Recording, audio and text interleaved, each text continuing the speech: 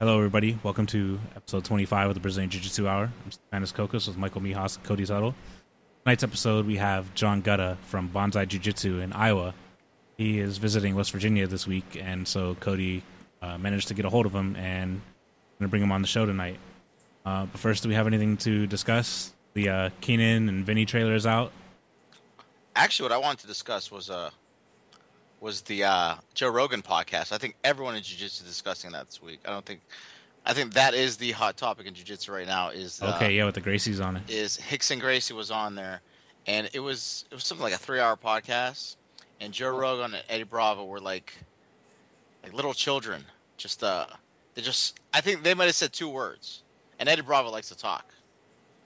I don't. If you listen to any of Joe Rogan's podcasts before, most of his podcasts are over 2 hours. Yeah, they last a long time. That's pretty standard. But he talks a lot more than he did this time. It was just they were asking Rickson Gracie like a lot of the big stories like the Yoji Anjo, the video, and a couple other stuff. And actually, after that, there's a 50-minute video of Eddie Bravo showing Rickson Gracie the rubber guard, and it's there he talks a little bit. There you get Eddie Bravo does a lot of talking, but they actually get down on the mat in the studio there, and he's showing him why he believes the rubber guard is so effective for MMA. And then at the end, he says that he wants to show he would like to show Kron Gracie the rubber guard for his next MMA fight. And at the end, Rickson says he'll sleep on it. That was his answer. On that. That was the best part. That was the best part of the whole thing. Yeah, it was but it shows that Rickson is extremely open-minded. I mean, this is a guy that just beat his brother, a couple months ago at Metamoris, and he was extremely open-minded. And there's I recommend you listen to it. I mean, you should listen to our podcast first, but then go listen to theirs. And it's awesome. It's I tell you, I was like this. Listen, I was driving. I had my phone right here, and I was just listening to the whole thing. It was awesome. It was probably one of the best jiu-jitsu podcasts out there right now. Besides ours. I think Joe has consistently great podcasts. He's got a bit of an unfair advantage over everyone else on the planet though, because he's got that live studio and the guests come in, so it makes it a lot easier than talking over a microphone or onto a telephone. One day we're gonna be that big. Okay? Yeah, one day. Yeah. When Eddie was showing the rubber guard, he showed some changes, and my coach Justin Hastings pointed this out that. He showed some changes in the way that he moves through his transition, and it looked like he made it even tighter than it was before. I thought that was pretty cool. The one thing I thought was weird though is, I don't, regardless of how awesome I would be at jiu-jitsu, like if I was in a room with Rickson Gracie, regardless of how awesome I am, I'd be more interested in what he had to say. Then I want to see his stuff. I don't want to show him my stuff, because I want to learn from him. But here's what I'm going to say to defend. And I'm all jiu-jitsu.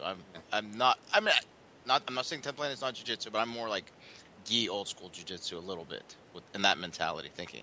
But I think that he's being ragged on for so many years, Eddie Bravo, constantly getting ragged on by outside. When I say outside, people that aren't 10th Planet, that don't do other jiu-jitsu. It was like his one chance. He's like, I got you right here. Let me show you why this guard is so effective.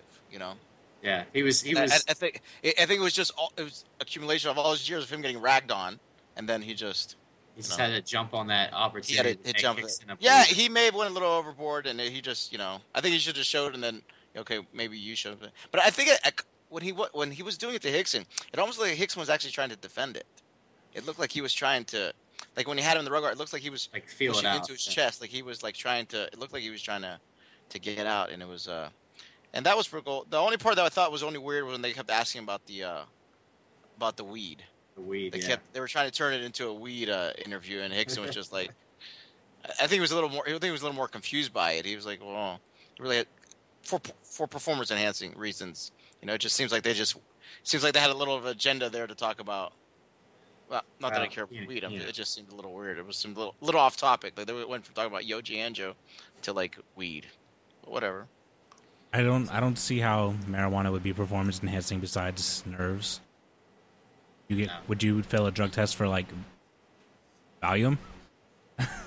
I mean, I know that would affect you in a different way, but it'd still calm your nerves like crazy. But according to Eddie, he rolls better high. Joe Rogan says it, and he does roll good. I mean, he just had one of his top performances again against Royler Gracie. So I can't say that. I mean, well, they always talk about like you do better jiu-jitsu when you're just relaxed and you're loose and going with it. A lot of people are mellowed out when they do smoke. Well, I put people on Valium all day long to pull their teeth, and they could not do jiu-jitsu even if they were like world-class black belt level. Like this is not going to happen after like. So there's your answers. There's your answer. Valium is not the drug of choice if you want to relax and do jiu-jitsu. I know Valium's just gonna like put you down, but it relaxes you too. So speaking of the biggest podcast on the planet, I think we took a step towards that title with our first hater. I can't remember his name, but Mike knows it. Yeah, I left him a response. I was chewing gum at the last at the AGC, and you could hear it on the microphone. And this guy laid into us. Yeah, this guy said, he goes, "Don't chew gum next time your next commentary. It sounds horrible." And worst commentary ever. Yeah, worst commentary ever. So, well, if you're out there.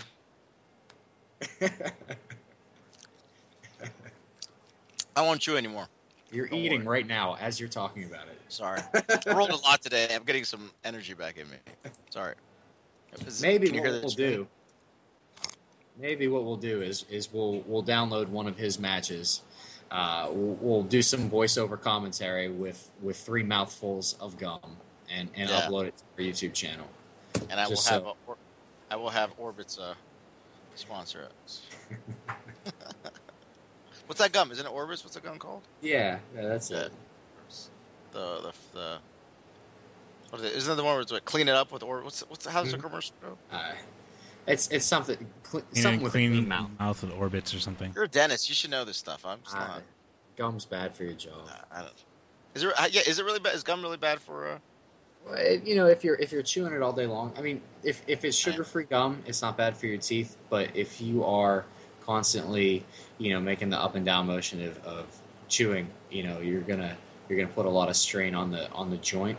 So a lot of people suffering from temporomandibular joint dysfunction, TMJ. So if you're suffering, yeah. I have that. If you have TMJ, everybody's got the joint, but if you've got pain in the joint and you chew a lot of gum, first step would be trying to go without gum for a while. My jaw unhinges sometimes. That's a bad. Mine does crazy. I think also, choked all the time. Also wear a mouthpiece when you're rolling. And, I do that. I don't do that. I cannot. Even when I used to fight, I would spit it out right away. I would just. The ref would check it, and back then they didn't care, so it wasn't that big. So I had some chipped teeth, but whatever. Do that now, you get stopped and. Yeah, I know. Kicked all over the place. And then this Saturday we are doing the cancer awareness at East Coast. We are going to go from 12 to 4 o'clock. Then after that there's the JT Tour seminar. And then after that there's a picnic. And we will be bringing our gis with us, correct, Stephanies? Yep. And we'll do some rolling. So if anybody wants to stop in and roll with us, we'll be there. If you don't like me chewing gum, you can come there and choke me out. So my neck awaits you to get choked. And we have the AGC Pittsburgh in September, right?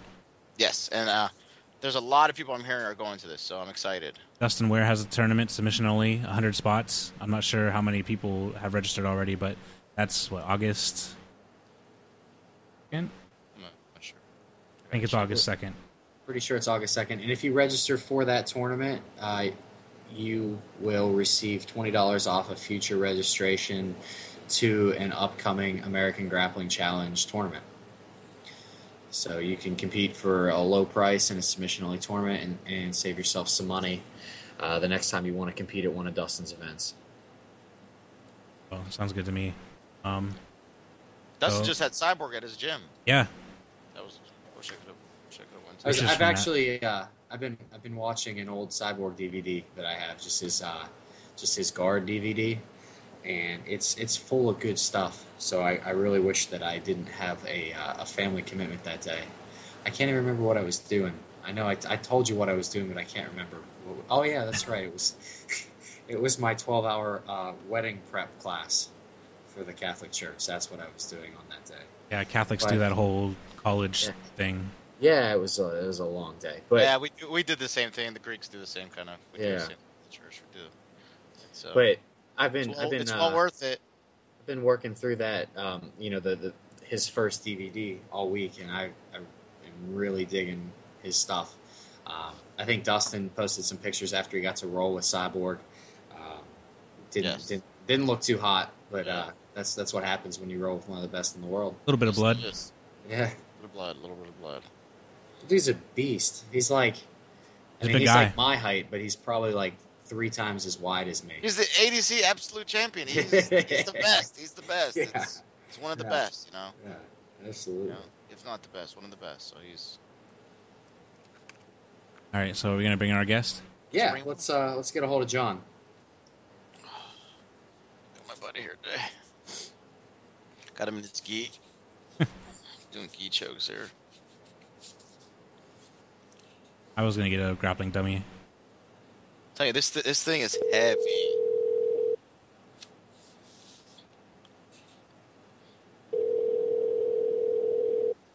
Should have gave him our number first.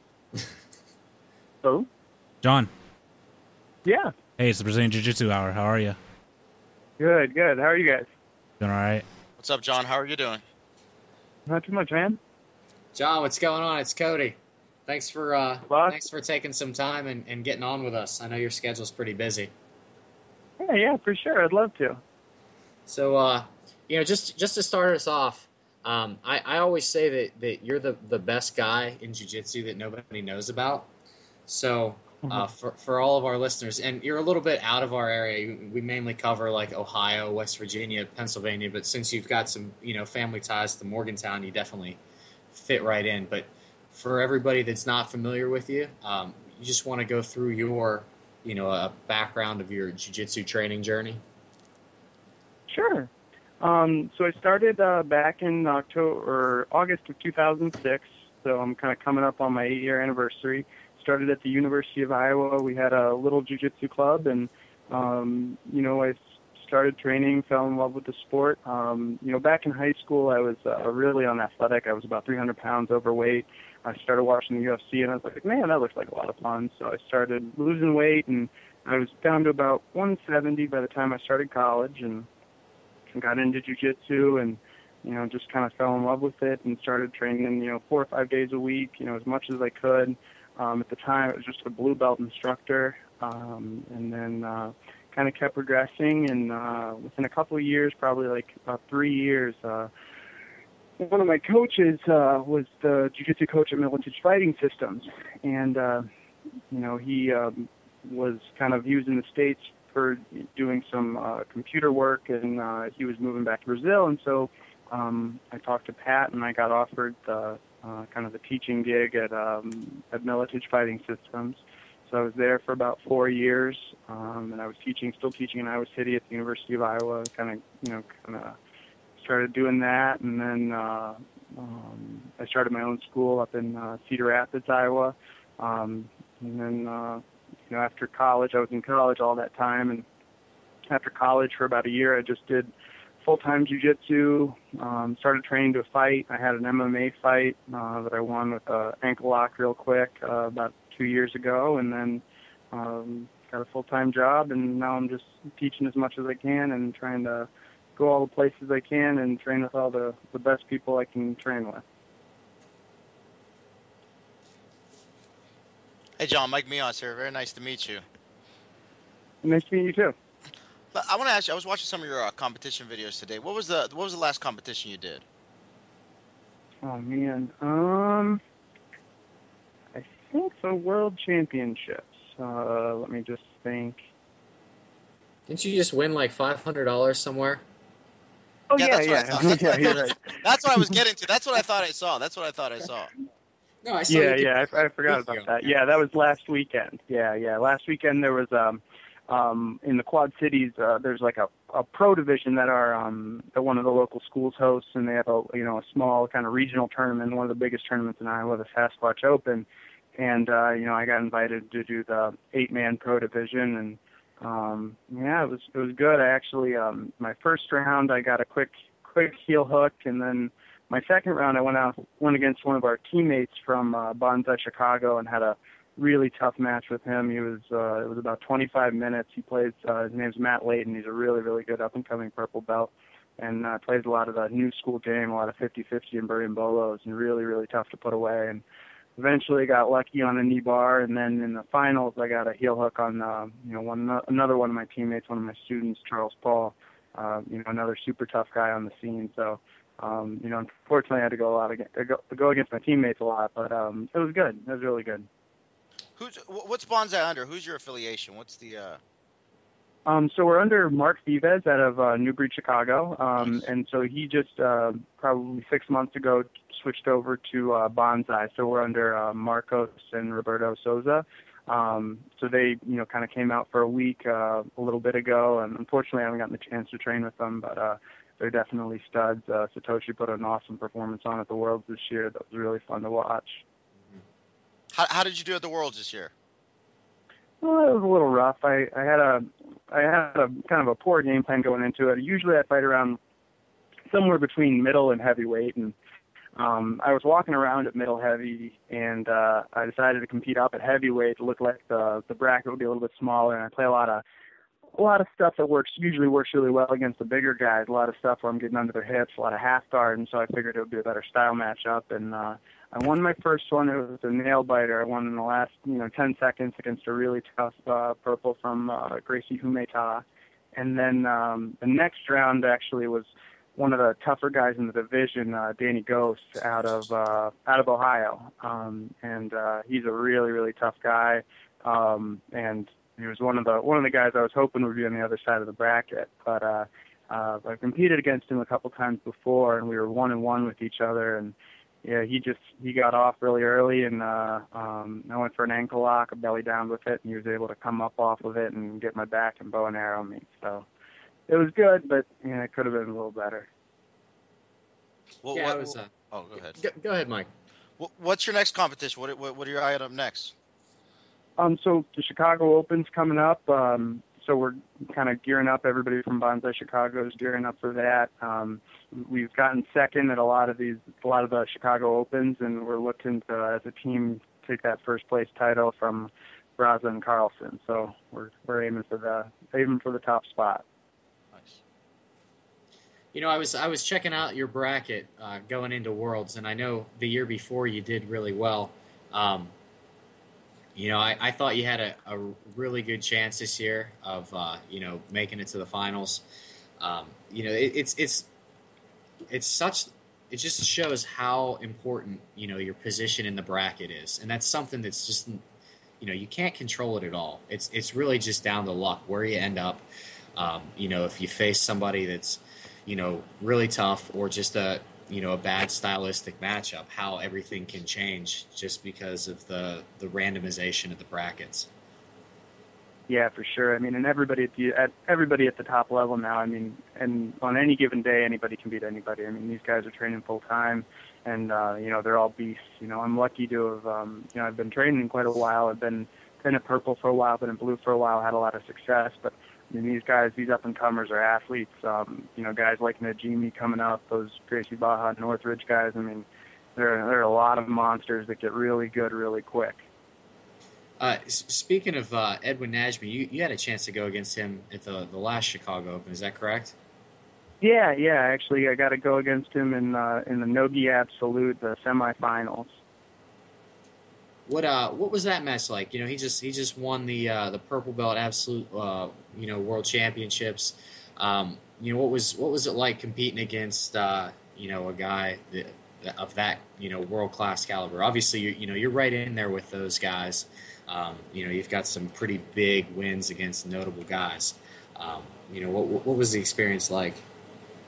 So it's funny. So I always Mark Vives is my head coach, and before every match, I really like to go in there with a game plan, and he's a really, really smart guy, knows, really scouts everything for me, and I didn't know who Najmi was, going into it, and Mark had been out to Pans and watched him, and like, watch for the flying triangle, and I was like, okay. So, he'd said that when one of my students was going against him in the day prior, and so, I told him, I was like, So my next match is manage me. What should I do? And he's like, and I was like, oh, So he was like, I was like, okay, well, I'm going to flying triangle him. So it actually worked out pretty well. Najmi was jumping for the triangle, and I was jumping too, and it kind of put some space in between us, so I didn't get flying triangled really quick. I came up, I think got an advantage of like a little double guard pull situation. And actually, I was doing really well at the beginning of the match. He was playing some reverse De La Hiva, and I got a kind of a straight arm lock using reverse De La Hiva. He was kind of grabbing towards my head, and it popped a couple times. And then I got on a wrist really quick too, from that same position. And then actually, he went to Berimbolo. He kind of went for, he has a really good De La Hiva straight ankle that I still have no idea how he does it. It's really slick. But anyway, we kind of ended up in a scramble, and I went into a double lunder's pass, and he threw his fist in there for a no-arm triangle. And it was the tightest triangle I've ever been in, and my arm wasn't in there. It was just his fist and a squeeze. And he's a little guy. I mean, he's 6 foot tall. He's really strong, and he has a squeeze on those that, I can usually compete at heavyweight or middle heavyweight, and it was the tightest triangle I think I've ever been in. My jaw hurt for a couple weeks. Wow. That sounds intense. That sounds real intense. Yeah. Let me ask you about this tournament you did in was it Morgantown, Cody? Yeah, Morgantown. Where you submitted 14 people in a row. That was my estimate, was like 14. It had to be at least 12, so I'm going with 14. When was that tournament? When was that, Cody? November of 2012. 2012. Tell me a little about John. Tell me a little about that tournament. You remember? Yeah. So actually, I was just coming off of I had my MMA fight, so I was in good shape. I was all exercising and stuff, and so that's pretty good for me. Usually, I'm a little lazy. We and that's okay. And so I come to Morgantown. My dad lives out here, and it was kind of neat. It actually piggybacked. It was the weekend before Thanksgiving. So I just drove out the night before with my friend Jimmy Sarah. We were kind of coming in to train, and we were kind of making a bunch of rounds. We went to Lloyd's and a lot of gyms on that trip, and we got in the night before, and it was a really good experience. Kind of last minute, I threw my name in the hat, and did really well. It was some days when you compete, you really don't want to be there. And you get smashed, and in the middle of your 6-7 minute match, you're like, why am I doing this? And other days, you just get in that zone, and it's you're just having fun playing around, and everything seems to work. And that was one of those days where there was never a time where I was really didn't want to be there. It was just a lot of fun, and everything seemed to be working. So it was a really good day, good experience. Did you compete against him that day, Cody? No, I didn't end up competing against him that day. I was lucky that I did not have to. It would have. I'm glad I didn't compete that day either. I actually thought about it. I'm glad I didn't show up, because I would have been your 15th victim. That's what I did not show up. And I was 16. So. Yeah. I mean, it sounds like you've got, you have more good days than, those days that you don't want to be there 6 minutes in. That's for sure. I see your list of accomplishments. You got the absolute gold at the IBJJF Chicago Open, which is, any absolute gold at the IBJJF is a pretty big accomplishment. And, I'm sure a lot of people don't know that, you were a match away from medaling at Worlds last year.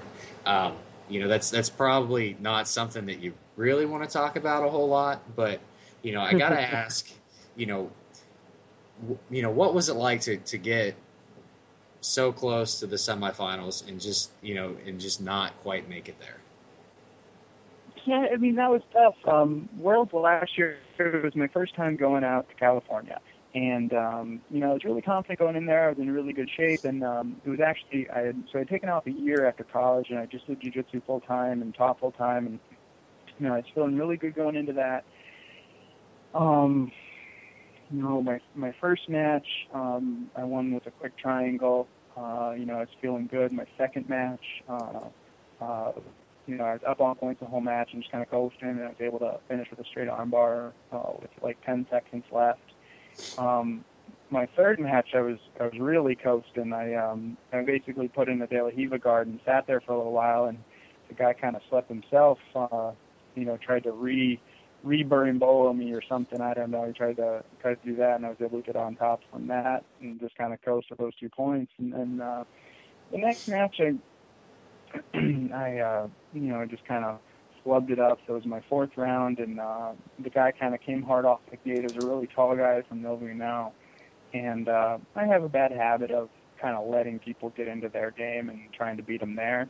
And I pulled half and the guy was able to get an underhook on me, and I was going for some like knee torque half guard, kind of like Lucas Leitch. I do that a lot. One of my students, Charlie, does that a lot. So I feel really comfortable there. And, in the room, people care about their knees a lot, and they'll typically concede the sweep. But at Worlds, people don't really care. They want that pass. So I went for a couple, those knee torque sweeps, and I feel like I missed it by a couple inches, and he was able to pass, and I couldn't get that underhook back. He was able to bow and arrow me. It was tough. It was one of the kind of the toughest losses, but it's cool. It was my first time being out in a major competition, and it's nice to know that you belong. That was kind of the coolest part, is to really feel like I can compete with these guys, and it gives you a lot of confidence. Training in a small gym in Iowa, and as much as I travel and stuff, I feel like I do pretty well everywhere. But it gives most of the guys that are medaling at the top level are from these big powerhouse jiu-jitsu gyms, with tons of training partners, and gives me a lot of pride to be able to, be from a small gym in the Midwest and be able to go out there and kind of represent. Definitely. John, what do you think you need to do to get that gold? Do you think there's something else you need to do to your game? Is there some other form of training you think you need to do? What do you think you need to do personally to get to that next step? So after Worlds this year, I kind of came to the conclusion that you watch all the best guys in the world, and they don't wait for other people. And I've had coaches tell me that forever. For the past 3 years, my coaches have said, John, don't let them do what they want to do. Don't let them do what they want to do. And you always heard that, coming up, that play your game. Everybody says that. And, I always kind of listened to it, but, it never really meant anything to me, because, typically I'm rolling with white belts and blue belts, and, you don't, being an upper belt and being a coach, you don't want to just smash them all the time. You want to let them do what they want to do and then just learn how to counter. And I got really, really good at doing that, especially from a guard. So I would just sit there and counter, let people go wherever they wanted to go, and just kind of try and counter from there. And then, going with these, really good grapplers, it stopped working. I have a good half guard, but if they want to be in half guard, I'm like, oh, they can beat you at that game. It's really hard to be a master at everything. And so, I was watching Worlds this year, and I was watching all the best guys, and I was like, every single match, they had a set of grips that they always went for, and they would fight and fight and fight until they got there. And then once they got there, they were sweeping. And you look at, Octavio Souza, he's playing the same guard every match. Leandro Lowe is playing the same guard every match. And that really struck me, because I never did that. I just kind of do my own thing, kind of see where they went and try to beat them there. So that's something that I've really, really been working on, since Worlds, is focusing on a game, and really trying to do that against anybody, and, not trying to take the path of least resistance, forcing them into, this game, and even if it's a bad style matchup, making it work and kind of learning how to make it a better style matchup.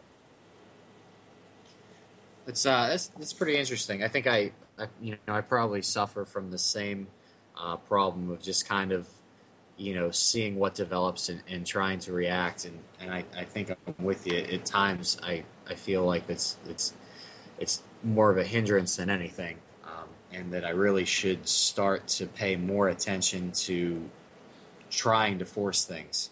Obviously, everyone's, talking about flowing and, jiu-jitsu is the gentle art, but at times you need to just be able to make your stuff work. So that's yeah. I mean, definitely. I mean, like I studied economics in undergrad, and one of the biggest things, kind of what I treat jiu-jitsu as, is this giant game tree. and to me, it's like there's always an optimal answer to every move. But the problem with jiu-jitsu is, I mean, once you get to a certain level, you run into guys at a certain level, you can't even let it go down a certain path. Because, I mean, even if you have a 70% advantage in a position, at 70-30, if they've trained that position a million times, they're going to beat you with that, 30%. That even if they're at a mechanical disadvantage, they're still going to beat you there. They've just been training it too much. So, I mean, you have to kind of nip it in the bud and, go to a position where you have that mastery. Because you can't be a master at everything. That's something that I think I've been, trying to do over the years, so that, you always hear, go with the flow, and you always, it's for the weak guy, and you should never use strength. But, I'm starting to realize, especially for competition jiu-jitsu as it stands now, you really have to, develop a game, develop a trap, and force people into that game, because, everybody knows jiu-jitsu at that level, but you just have to be a little bit better at a certain position. Well, just like the Mendes brothers, people complain, they're gonna berimbolo, he's gonna berimbolo, and he does it over and over and over again. But it's so powerful because that's the one position that he just drills and drills, and he just does it in every tournament, and it works for him. It's just like the Meow brothers. Everyone has a set of moves that they just go after over and over again. Now, the fans complain about it, but it's effective. Oh, absolutely. I mean, and you don't. I mean, you see that in every type of combat sport. You see that. I mean, you see guys that John Smith in wrestling always shot a low single. You see, Mayweather. The way that he's boxing, he never switches his stance. He never, tries to pick the optimal answer, to defeat the other person. He's the one that they're trying to counter. Maybe they try and do an optimal answer to him, but he's been doing it for, since he was 5. So when you see that develop, you can't. It's very, very difficult to counter somebody that's been doing a position and for 20 years, because they've seen everything in that position. That's like I said, that's I think the biggest realization I've had. Now, John, your gym's in Iowa. I'm gonna guess that you get a lot of wrestlers coming to the gym. Yeah, for sure. Definitely, especially when I was at Militich Fighting Systems. I mean, you have a solid crop of wrestlers that always beat the crap out of me. So go against a lot of wrestlers out there. Now, when you were teaching at Militich, who all was out there training? Because I know I've seen pictures of you and Tim Sylvia, but I was just wondering who else was out there when you were there. Yeah, so I kind of got out there right after a lot of the bigger names had gone. But they're always kind of coming back in and stopping in. So I've never met Matt Hughes, but Tim was out there. Tim actually started training in the gi. There was a small gi program there when I started, and then I really developed it, and a lot of the guys would take classes in the gi. Tim would take classes in the gi. He's a purple belt with us. Let me think. Mike Sesnolevich, very, very good grappler. A lot of people haven't heard of him. He was in the IFL. He did really well there. He's one of the best grapplers I've gone with. Drew McFedries was out there. Robbie Lawler, actually, he was out there. He wasn't there in the beginning. He was kind of down with Matt, and then he had a deal out in Arizona. But until very, very recently, he was living in the Quad Cities, and then he would just go down to ATT for his camps. So I've rolled with Robbie quite a bit. He's a stud wrestler, very good grappler. A lot of these guys, a lot of the military guys are underrated. Their jiu-jitsu's underrated. They're very, very good. And very good wrestlers on top of it.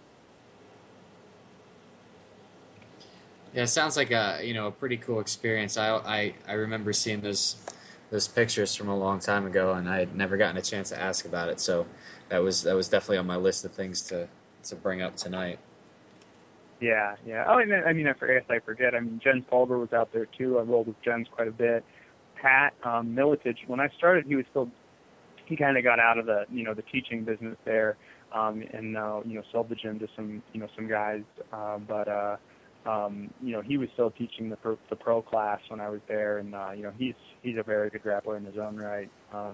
He was humble enough to put on the gi and come to my class as well, which is looking back on my jiu-jitsu experience. I mean, showing as a blue belt in jiu-jitsu, showing Pat Miletich, some gi stuff was one of the coolest experiences. So, back to your teaching. I saw that you just hosted a Brazilian Jiu-Jitsu summit for the state. Is that true? Yeah. We actually I got together with Greg Hauser and Chris David. Greg is a brown belt under Jeff Curran, and Chris is a black belt under Kaike. Greg hit me up on Facebook and thought this would be a good idea, and we all went to Chris's Academy in Des Moines, and it was really, really cool. It was it was one of the coolest things I think in the last year that I've been a part of. We had a seminar. We each taught an hour, and basically got a lot of the top guys in the state together in one room, and had a seminar and a big open mat afterwards. No politics. And just got some great training in and learned a lot. What's the jiu-jitsu scene out there in Iowa? What's it like? You got gyms pretty much everywhere. Are they more located around a central area? When I started, there wasn't much jiu-jitsu in Iowa, but as the sports proliferated across the United States, you get a lot of guys that there's a couple homegrown guys, like Greg and like Chris. Travis Tarpin's another guy. He does the Sasquatch Open, but there's a lot of gyms popping up in the last 3 or 4 years with guys that trained in the city, in a different spot, and for whatever reason moved to Iowa and opened a gym. So it's definitely growing. Before, there was maybe 3 gyms in the state. Maybe 4 back in 2006 when I started jiu-jitsu, and now every city over 60,000 people probably has at least 1, maybe 2 or 3, small jiu-jitsu gyms that are growing, and it's really cool to see the sport develop. John, I want to get back to some more stuff on training. You've been training, you said, for 8 years now. Is that correct? Yep. What else do you think? What else do you think you need to do at the purple belt level before you get to the next belt? Is there one more big milestone you want to accomplish and then get to the next belt? Is there?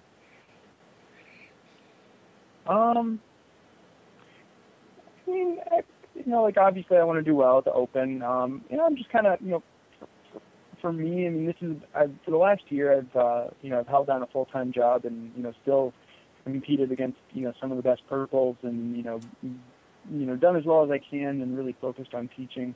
My goal going forward is to really develop, really build my school, build my students, get it promoted, my gym in Cedar Rapids, so that hopefully one day I don't have to, juggle everything and have a full-time job, and I'm really able to just dedicate myself to training. So, for me, right now it's really putting the work into my students so that I have those training partners to be able to get me to the next level. And so I don't really, I feel like I've done a lot of what I want to do at purple, and brown has a lot, a whole another set of challenges. But I think in terms of competing and in terms of my jiu-jitsu journey, I've pretty much done what I wanted to do. But until that day comes, I'm just going to keep grinding and keep doing my best to tournaments and keep pushing my students forward. Definitely, Cody. We're gonna have to come up there one day and train with them. We're gonna have to take a road trip to Iowa. I'm excited. I have to go road trip up there. Hey, tell us a little bit about your school. Since you just started it and you're trying to build it up, be a pretty good opportunity to promote it. Let's hear it. Yeah, for sure. I just around the first of the year we kind of had a name change. Before we were kind of going by Hawkeye Brazilian Jiu-Jitsu, and There's some copyright issues, I guess, with the university, but so we switched over. We're called Tipping Point Brazilian Jiu-Jitsu. You can check us out at tippingpointbjj.com. I teach up there 3 or 4 days a week, and I have some other students that are up there. Honestly, the level of guys I think at my gym are really, really high. I mean, all of our blues are super tough, and kind of my perspective going, for me, I'm a little bit selfish with these guys. I honestly haven't been promoting the school too much because I wanted to. I don't want a lot of white belts right now. I want to make my blues super tough, and basically my curriculum is, all the guards and all of the games that I have trouble with. I just teach that for about a month and get my blues to play exclusively that. Each of my blues kind of plays a different game so that I'm able to, deal with a spider guard, deal with a burn bolo guy, deal with, all these different games. And, now that I got them kind of where I want them, we're kind of marketing and trying to look for a lot of new students. But I have some real killers up there. I mean, I have a lot of blues in the room that, I've never competed or very rarely ran the purple belt in competition that give me as much trouble as some of my blues. So it's a really neat gym, and it's really cool. And actually, lately, we've actually had a guest in from Brazil, a black belt. He was in town for he's an engineer and a 2-stripe black belt. He had been at Evolve MMA in Singapore and was training partners with Caio Palasan that kind of came up with belts together out of Sao Paulo. So I had an opportunity to train with him for about 3 weeks. He was in town and he was training with us every day, and that was a great experience up there in Cedar Rapids. So we have a lot of guys coming through. It's a really neat gym. The guy that was training with Calasans, show any pretty sweet wrist lock setups? Yeah, actually, the very first day. Yeah, he was. I guess he was kind of. He was a really, really smart, nice guy, and he actually was purple belt back when Andre Galvao was 14, 15, and was telling me all kinds of stories. Back in the day, he would drive to Sao Paulo for the state championships, and Andre he drove Andre with him back when Andre was competing at junior, and he was saying that even at 15 he was mowing through all the adult blues, and Claudio was a little bit younger than him too, so he's kind of seen everything. He's been training 20 years and under Oswaldo Alves, and he was a really, really interesting perspective on jiu-jitsu. A lot of old school jiu-jitsu that a lot of people don't give enough credit to those old school guys that really they're just bears on the mat. To pass your guard, smash you, and submit you. He was a really, really cool guy. It sounds like a pretty awesome experience. Yeah, for sure. So hey, John, I wanted to thank you for taking some time to hop on with us. I know you're traveling right now. You're back visiting family, so it was pretty cool to set aside some time for us. The mic is yours. If you want to give a shout out to anybody, go ahead. It's all you. For sure. Thanks to obviously my coach Mark Vives, Pedro Silveira, Rodrigo Zeta, my coaches kind of coming up before Mark. And my gi sponsor, Subculture USA, and BJJ tees. They have some really cool t-shirts. You just check them out on Facebook if you get a chance. So those are my guys. All right, thanks, man. Hey, Yep. Ground Zero, Morgantown, they're putting on another tournament right around Thanksgiving. So if you're back in town, you should definitely come check it out and put on another show. Yeah, for sure. Hopefully my schedule works out and I'm able to make it out. Thanks very much for having me, guys. I really appreciate it. It's really cool to see these kind of podcasts pop up, and I'm honored to be asked as a guest. So. Yeah, and good luck at the Chicago Open. I'm sure you'll do great. Oh, thanks. Thanks for coming on, John. Good luck. Yep. Take care, guys. Good night. Hey, see you. Bye. I mean, Cody, you invite him to the tournament that I want to do in Thanksgiving. I mean, he's telling you that he's. Now Mike is questioning it. Did you hear the people he rolls with? Yeah, I know, right? I mean, with the top UFC fighters he rolls with. I mean, no, I don't want to sign up. He'd been training jiu-jitsu for like 3 years, and then he's teaching Tim Sylvia and Pat Miletich. How cool was that? Well, I mean, like you said, he is the talent no one knows about. Yeah, I have a feeling pretty soon while. everyone's going to be talking about him. It's a matter of time where everyone's going to be talking about this young man. He's that's a gifted jiu-jitsu player right there. He you can just tell from his knowledge, the way he was talking, understanding guards and movements. He's definitely elite. That's how he breaks down other opponents too. Watching people in videos. And, he rolls with Robbie Lawler. Yeah. I don't want to roll with him. No. I mean, I do want to roll with him, but just real friendly way, not like anything serious. It'd be terrible. Yeah, but if I do go against him, I'm like, hey, remember we had you on the podcast? You kind of want to let go of my arm. Yeah. Just do this for fun. That's all. Yeah, come on, buddy, let go of the choke. Come on. At that Chicago Open, we talked about him rolling with Edwin Najmi, but I'm pretty sure that he submitted Dante Leon in that same division. Yeah, and I mean that's a world class guy. He went, he beat Dan Goss once. Dan got second at the Pan Ams. Dan beat him twice. Sam Ferguson is a dude from Chicago that got third at the Pan Am's at Purple Belt this year, and John's beaten him a handful of times. He's got all these very big wins, and all his matches are on YouTube.